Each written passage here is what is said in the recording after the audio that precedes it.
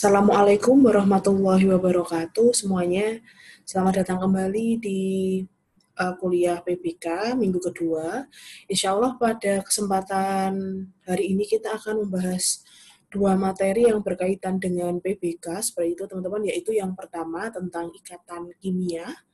Karena ini nanti akan menjadi latar belakang teman-teman seperti itu untuk kok bisa sih logam ini ikatannya logam. Kemudian kalau misal di dalam keramik itu bisa jadi ikatannya kovalen dan ion. Kemudian di polimer adalah ikatan kovalen atau ikatan sekunder. Insya Allah materi terkait dengan ikatan kimia, kemudian hal-hal yang dipengaruhi oleh ikatan-ikatan kimia antar satu molekul dengan molekul yang lain kita akan bahas pada pertemuan hari ini.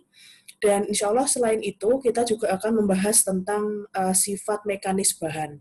Jadi insya Allah untuk minggu ini dua materi ini dulu ya. Baik, untuk video kali ini kita akan membahas tentang sifat material bahan terkait dengan sifat mekaniknya. Izinkan saya untuk melakukan share screen terlebih dahulu. Sebenarnya ini dia. Baik, insya Allah untuk materi PPT-nya saya ambil dari Kalister seperti itu teman-teman. Jadi insya Allah kalau misal teman-teman sudah ada materi e-book dari Kalister, teman-teman bisa membahas lebih lanjut, bisa belajar lebih lanjut penjelasan-penjelasan yang mungkin nanti saya hanya menjelaskan poin-poinnya saja, begitu ya. Nah, apa tuh sebenarnya Dek yang akan kita pelajari tentang ilmu mechanical properties atau sifat mekanis bahan? Kalau kita berbicara tentang sifat mekanis bahan, maka yang akan dibahas di sesi ini itu adalah terkait dengan gaya. Jadi bahan, gini ya Dek, jadi bahan ini senantiasa akan terlalui atau dengan sengaja diberikan gaya atas bahan tersebut. Nah, dengan adanya gaya, dengan direksi kemanapun arah gayanya, kemudian berapa besar gayanya, ini nanti akan mempengaruhi performa dan bentuk dari bahan tersebut. Nah, performa bahan ini akan berakhir seperti apa, itu nanti juga akan tergantung dari bahan yang dilalui gaya tersebut, apakah logam, apakah polimer, apakah keramik. Nah, nanti seperti apa dampak begitu ya. Seperti apa dampak ketiga bahan itu apabila diberi gaya, maka itu kita akan bahas di sesi ini atau di sesi sifat mekanis bahan. Nah, sehingga ada beberapa istilah yang nanti akan kita dengar pada slide ini, seperti stress, kemudian strain, kemudian nanti ada modulus elastisitas, ada deformasi plastik, ada elastik, kemudian ada toughness, ada ductility, kemudian nanti ada persen elongasi, dan lain sebagainya. Nah, itu nanti beberapa istilah yang akan teman-teman familiar dengar begitu jika semisal teman-teman akan bekerja atau teman-teman besok kelak KP di pabrik yang berkaitan dengan industri manufaktur bahan konstruksi seperti itu. Oke, sehingga insya Allah ada 5 hal gitu ya, ada 5 hal yang akan kita bahas pada sesi sifat mekanis bahan. Adalah yang pertama nanti terkait dengan stress dan strain. Itu nanti yang akan kita bahas adalah apakah itu stress dan apakah itu strain, dan mengapa mereka atau parameter stress dan strain itu selalu digunakan gitu ya, biasanya dimanfaatkan untuk menghitung berapa besar deformasi atas gaya yang terjadi pada bahan-bahan tertentu. Lalu kemudian kita akan membahas juga kelakuan dan perlakuan elastik dan plastik.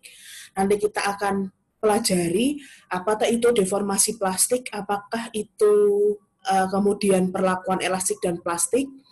Ini nanti akan berbicara dan membahas terkait dengan elastik behavior atau sifat elastik itu terkait kapan sih sebenarnya sifat elastik itu bisa nanti akan terjadi deformasi terhadap bahan gitu. Nanti kapan itu nanti kita bisa cek seberapa banyak seberapa banyak gaya yang harus kita berikan secara maksimal agar suatu bahan itu tidak terjadi perilaku elastik kayak gitu nanti teman-teman. Insya Allah kita akan bahas lebih lanjut setelah ini.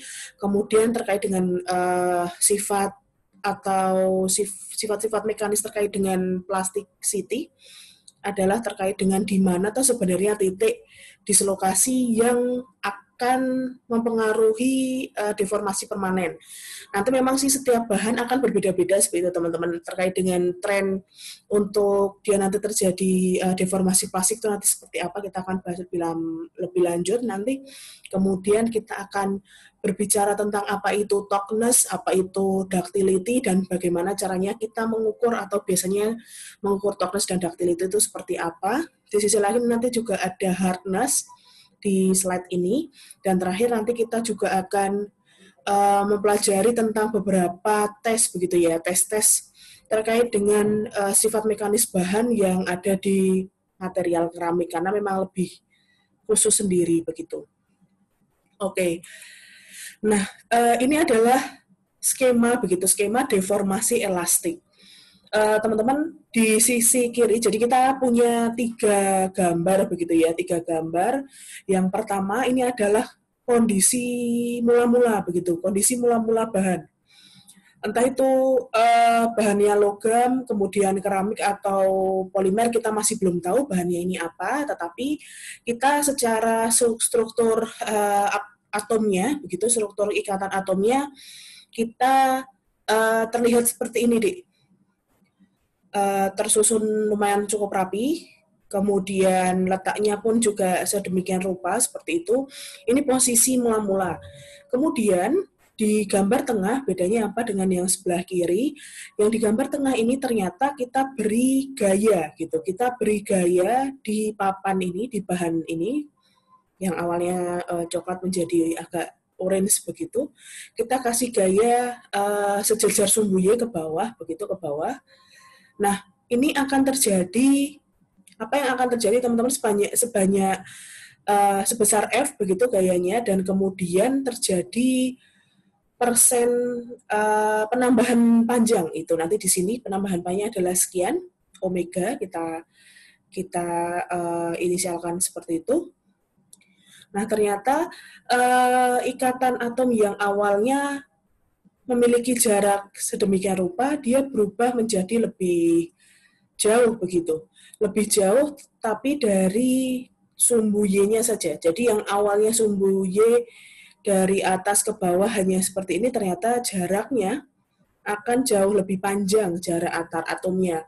Tetapi kalau ikatan antar atom di sumbu X atau ke kiri ke kanan, dia jauh lebih rapat. Yang awalnya punya jarak yang cukup seragam seperti itu teman-teman, ternyata setelah dikasih gaya, ikatan antar atomnya jauh lebih mepet begitu, atau cukup dekat satu sama lain begitu. Jadi ini karena gaya. Nah, kemudian gaya ini kita lepaskan begitu, Dek. Jadi kita lepaskan sehingga apa yang terjadi, posisi dari ikatan atom yang ada di dalam bahan secara subatomik dan atomik, skala atomiknya, ternyata dia kembali seperti awalnya. Itu adalah deformasi elastik. Deformasi elastik begitu ya. Jadi apa itu arti pengertian deformasi elastik? Nanti kita akan bandingkan kalau semisal deformasi plastik. Jadi kalau semisal kita kasih skema begitu, ini terhadap sumbu Y ini terhadap gaya yang diberikan, kemudian sumbu X ini terhadap persen strain atau kepanjangan dari selisih panjang yang terjadi begitu karena dikasih gaya seperti itu. Dia nanti kalau linear elastik, jadi deformasi elastik itu nanti dibagi menjadi 2, yaitu deformasi linear elastik dan deformasi non-linear elastik. Jadi kalau linear, semakin panjang bahan karena dikasih gaya itu nanti linear seperti itu teman-teman. Jadi meningkatnya lurus begitu, Dik. Tetapi kalau di non-linear, ada beberapa jenis bahan yang nanti pada saat kita beri gaya dengan besaran N tertentu seperti itu, maka perubahan panjang atas gaya pun juga berubah-ubah. Ada yang optimum di mana, ada maksimum di mana, ada minimum di mana, seperti itu. Nah, itu disebut dengan non-linear elastic. Itu untuk elastic deformation ya, atau deformasi elastik. Nah, lawannya adalah deformasi plastik. Kalau deformasi plastik, ada ini bedanya teman-teman. Jadi kalau di apa tadi elastik ya, elastik panjang dari awal dengan akhir setelah diberi gaya dia kembali begitu, kembali ke ukuran awalnya. Tetapi kalau deformasi plastik dia awalnya sekian nih panjangnya semisal L gitu. Kita ternyata setelah diberi gaya dengan sedemikian rupa terjadi pemanjangan antara L menjadi L plus delta L. Jadi jauh lebih panjang untuk apa ya namanya spesifikasi dari bahan tersebut. Nah, kemudian yang menjadi beda lagi adalah kalau deformasi plastik diameternya karena ada penambahan panjang, diameter atas bahan tersebut pun juga akan lebih berkurang begitu. Jadi ya karena dia ditarik begitu ya, sehingga dia panjang, diameternya agak jauh lebih pendek dari sebelumnya. Seperti itu. Nah, dari sisi ikatan atomnya yang awalnya sedemikian rupa, ternyata karena ada gaya dan kemudian bahannya ini ternyata plastis seperti itu ya, ikatan dari sisi atomnya akan menambah panjang karena panjang ya, sehingga ikatan atomnya pun akan jauh, ikatan senyawa yang ada di dalamnya akan bertambah di sisi panjangnya yang awalnya dia hanya 5 kali 4, dia menjadi 1, 2, 3, 4, 5, 6, 7, 7 kali 3 begitu teman-teman. Jadi secara jarak antar atom pun seragam, tetapi konfigurasi dari ikatan atomnya yang berbeda jika semisal kita menggunakan bahan dengan sifat yang plastis. Seperti itu, sehingga perbedaannya kalau bahan ini memiliki sifat yang plastis, maka hasil akhir setelah diberi gaya itu dia permanen teman-teman. Jadi setelah ini kita kasih gaya, dia langsung ya seperti ini, akhirnya ada perpanjangan panjang gitu, perpanjangan dari panjang yang dibandingkan dengan semulanya. Tetapi kalau kita berbicara tentang elastik atau deformasi yang elastik, dia reversible atau bisa kembali sesuai dengan kondisi awal. Begitu itu perbedaannya. Nah, itulah yang nanti kemudian kita akan tinjau berapa sih sebenarnya besaran gaya terhadap, nah ini kan gaya yang dicontohkan di plastik deformasi dan elastik deformasi ini kan sama-sama F begitu ya, sama-sama F, kemudian dia diberi gaya sejajar sumbu Y begitu Dek. Nah, yang terjadi perlakuan di sini ini ada area tertentu atau seluas permukaan tertentu. Nah, kalau semisal kita beri gaya ke bawah sejajar dengan sumbu Y seperti itu, maka area yang terdampak begitu ya, area yang terdampak atas gaya itu adalah luas area yang ada di sisi searah sumbu Y tadi. Sehingga kalau misal kita berbicara balok begitu ya, kalau balok kan ada panjang, ada lebar, ada tinggi begitu ya teman-teman. Sehingga kalau misal fokusnya seperti ini, maka yang akan menjadi tinjauan teman-teman atas luas permukaan ya adalah berarti panjang kali lebarnya begitu. Panjang kali lebarnya. Tetapi arah gaya itu sangat direksional begitu ya, Dik. Jadi kalau kebetulan dia bidang datar, maka akan ada 3 arah, ada sumbu X, ada sumbu Y, ada sumbu Z. Kalau silinder pun ada searah R, ada searah theta, ada searah Z.